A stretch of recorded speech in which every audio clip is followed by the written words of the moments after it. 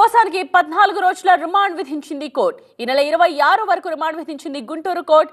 చంద్రబాబుపై అనుచిత వ్యాఖ్యల కేసులో రిమాండ్ విధించింది కోర్టు. సిఐడి నమోదు చేసిన కేసులో రిమాండ్ విధించింది. గుంటూరు జిల్లా జైలుకు పోసానిని తరలించారు.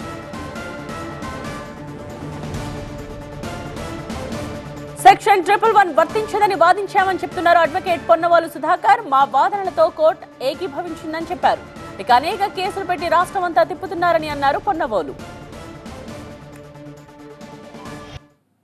ఈ రాష్ట్రంలో జరుగుతున్నటువంటి అరాచక రాక్షస పాలనకు ప్రతీక.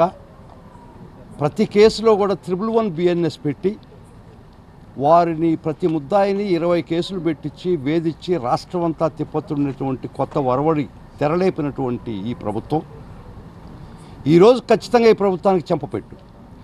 111 సెక్షన్ అప్లై కాదు ఈ అఫెన్స్ కని గౌరవ న్యాయమూర్తి గారు చాలా స్పష్టంగా ఈరోజు ఆర్డర్ ఇవ్వడం జరిగింది.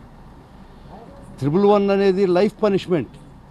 ఎంతమంది జీవితాలతో ఈ రాష్ట్రంలో మీరు 111 పెట్టి అబ్యూస్ చేసి వాళ్ళ జీవితాలతో ఆడుకున్నటువంటి పరిస్థితికి ఖచ్చితంగా తెరదించామని చెప్పేదాన్ని గర్వపడుతుందా, సంతోషపడుతుందా. కాబట్టి 111 అనే సెక్షను ఇప్పుడు ఆర్గ్యుమెంట్స్ జరిగినాయి.